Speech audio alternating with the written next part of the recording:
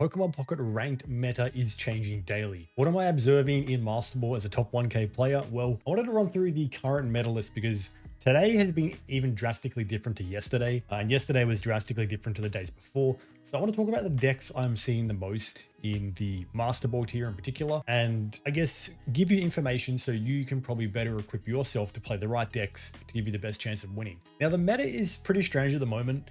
There's a bit of like a rock, paper, scissors situation happening. And it's kind of like, Charizard EX and Incineroar beat Darktina. Darktina beat Solgaleo, Skarmory, and a couple of others. And you got like Giratina, EX, Snorlax, Oricorio. There's like this circle of decks that are good against other decks. In the last 24 hours, I have had a much harder time winning matches playing Darkrai Giratina. But even I have started playing some other decks to try and just see if I can get some different matchups happening, because again, I feel like there is definitely a weighting when you play this game. You might feel it too. When you play a certain deck, the game is more likely to give you either a mirror match or a matchup against another certain deck. It's quite strange. But I wanted to go through and kind of rank these decks. This is actually the most played to least played kind of, or at least represented in tournaments. I wanted to re-rank this order into what I see in Masterball. So first of all, I have not seen a Solgaleo and Skarmory EX in days. I would say that currently the most played deck that I'm running into personally, without a shadow of a doubt, is actually Charizard EX. Now, I'm going to put it next to Charizard EX because Charizard EX and Turtonator is actually the one I'm seeing the most, but we're going to say this is Charizard EX and Turtonator. The second most common deck that I am now seeing in Masterball without a shadow of a doubt is Arceus and Crobat. So I would say that these are currently the most represented in Masterball, whereas a couple of days, or yesterday, it was actually Snorlax, EX, and Giratina. And I wouldn't even say that the third is Snorlax, Giratina now. I would say the third most represented deck currently is actually Garchomp and Rampardos. So they're the three decks that I'm currently seeing the most, right? All very strong matchups into Darkrai Giratina, which you can understand why Darkrai Giratina is kind of falling off for me. And one of the reasons these decks are being played is for that very reason. And it's quite interesting because Arceus, EX, Crobat, and Carnivine is actually very strong in the Charizard. If you're running Giovanni and get a good draw, you can actually win that match before they can even make a move. By the same token, Garchomp, EX, and Rampardos can also be very strong into Charizard. But if Charizard does get that turn 1 and gets that turn 3 candy, it can be pretty hard to stop. And then from there, the next most common deck is, without a shadow of a doubt, just kidding. It is actually Snorlax Giratina. And I'm going to use this as a broad spectrum. I would say that this covers both the Oricorio and the non-Oricorio version. Then the next most common deck I am seeing is actually Darkrai Giratina. So this deck is still really heavily played. If I play Darkrai Giratina, I am seeing far less mirror matches. So people are actually stepping away from this deck and moving more towards the Charizards, the Arceus, EX, Crobat, and the Rampardos. The next most common deck, again, I got to think about this one, but from what I've seen, it would actually have to be Charizard and Incineroar. So I've seen this a few times today, but nowhere near as much as Charizard and Turtonator. But I have definitely seen this a few times. Then we go up, and the next one is going to be Rampardos and Lucario. That is coming up quite a bit. And I would put that on near equal weighting with, but the current rise that I'm seeing is in the Decidueye and Meowscarada. That deck is also starting to get really prevalent in the Masterball meta. I would say that these decks here, the 8 decks I've done, are the ones that you're going to see 99% of the time. And then from there, you get filled out with a couple of random decks. You occasionally do see the Magnezone and the Oricorio. I'm seeing little to no play at all in the Rampardos and Lycanroc. I'm seeing little to no play in Solo Incineroar. It's typically Incineroar is now paired with either Charizard always or Turtonator. And that is because there was a sharp increase in the Snorlax Giratina deck with Oricorio and Greninja. And not even that, there's also the version I think that maybe even omits Snorlax entirely, and it's just Giratina, Shaman, Oricorio, Greninja. So that's quite interesting. I genuinely don't know if it's worth ranking the rest, but on this list, I will give number 10 to Meowscarada and Serena Interestingly enough, it's probably the only grass deck that I've seen in the last few days. But again, you might be seeing more Beedrills depending where you are. But nobody in the top 1K that I've seen is really playing grass decks, which is quite interesting. Probably apart from the Decidueye deck, which I've seen maybe 3 times in, I don't know, like 60, 70 games. Definitely the biggest share, the biggest proponent of decks currently. Charizard and Arceus EX Crobat are probably actually very equally weighted for 1 and 2. So without a doubt, this is the deck I am seeing the most, and you can understand why. You start Turtonator and Kiawe, it is a pretty good start. I mean, you're doing pretty massive damage pretty quickly, 90 damage. It is a basic. The only downside is it is pretty stuck on field with the 4 retreat costs, but again, if you do get the Kiawe, you can still pivot off because you will have 3 energies after 1 energy zone.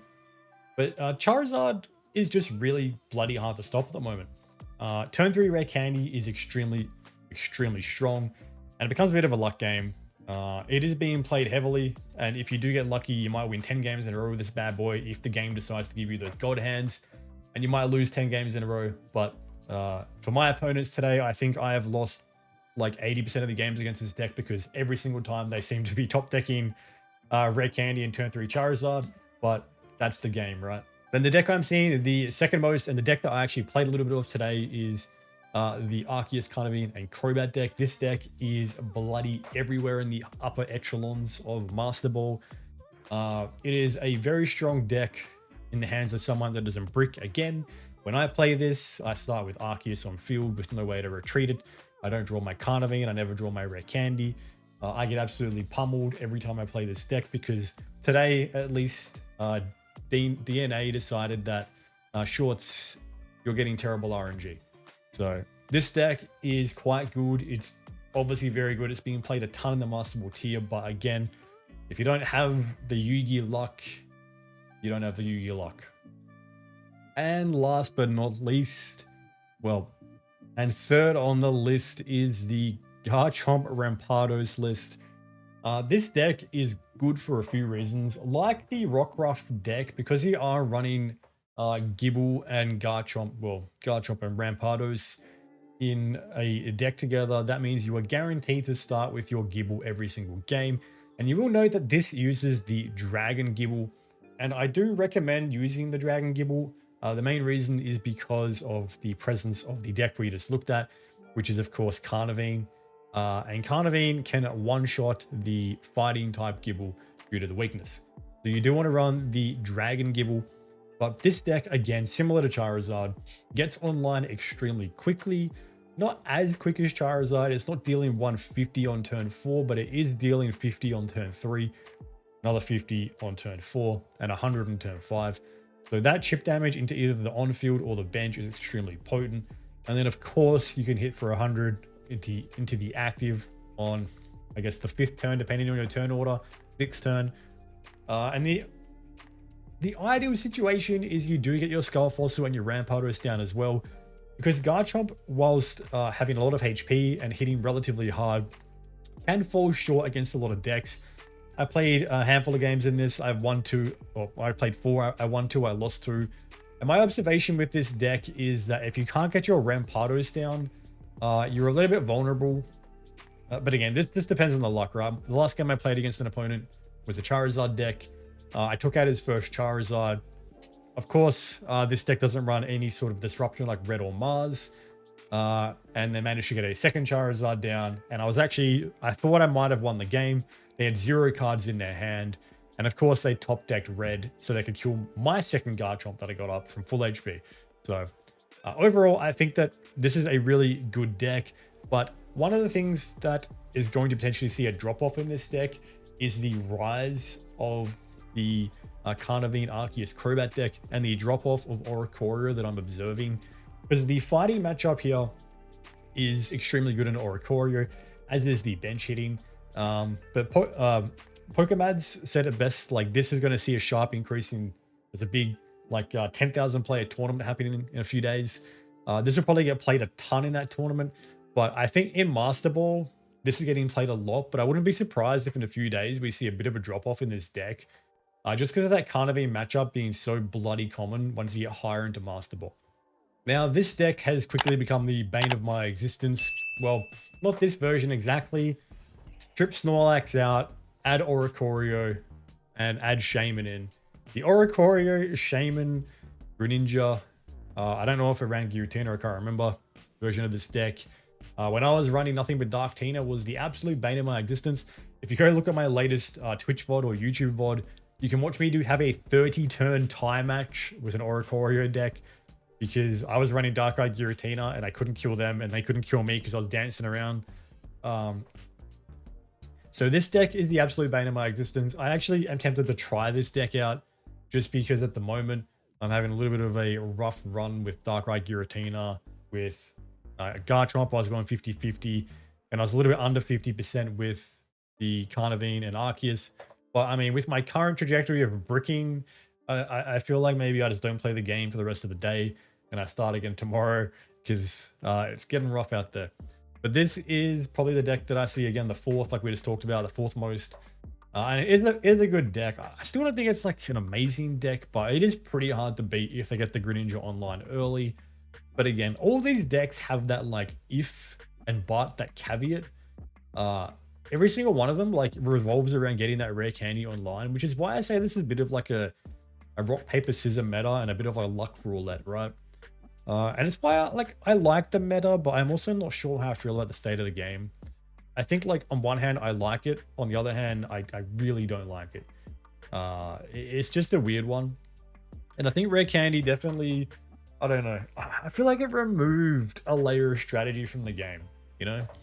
Yes, there's some strategy around like, you know, pivoting in and out, saving your Sarah, Sabrina, you know, healing, blah, blah, blah, blah, blah. Guzma's pretty fun for a bit of strat too.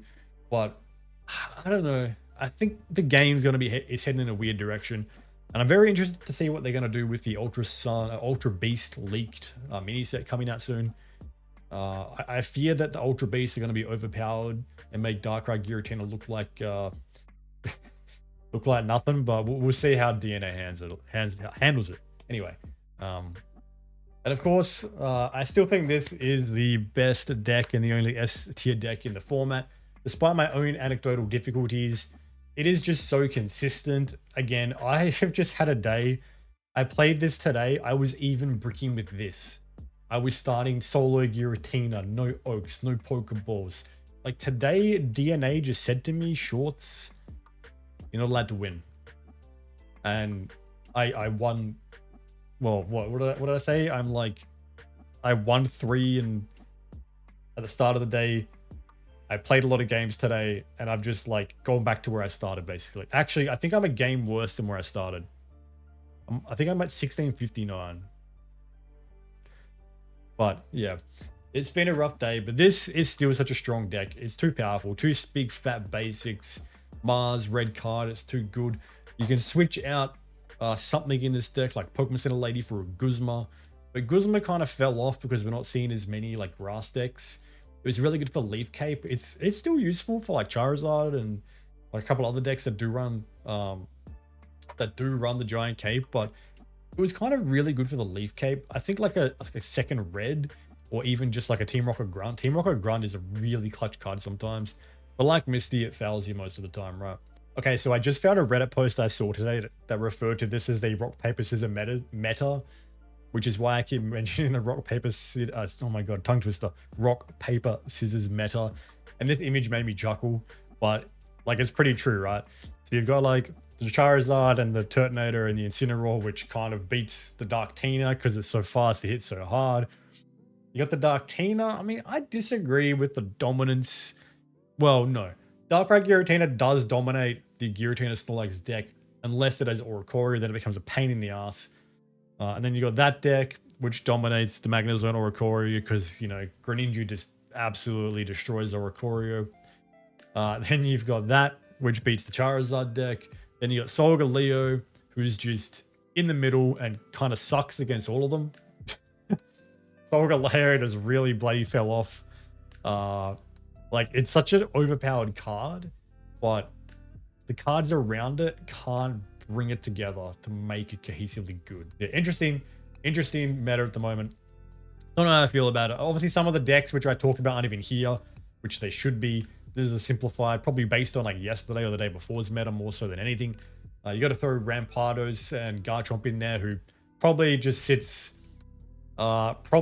like somewhere between like Darktina and the Snorlax Giratina. I don't know. It's hard to even say. But yeah, that's going to be the video, guys. I hope you enjoyed it. Do not forget to like and subscribe for more Pokemon Pocket TCG meta content and meta rants. I will be getting some deck videos out as well later in the week, likely on the weekend. But until then, thank you again for watching, and I'll see you guys on the next one.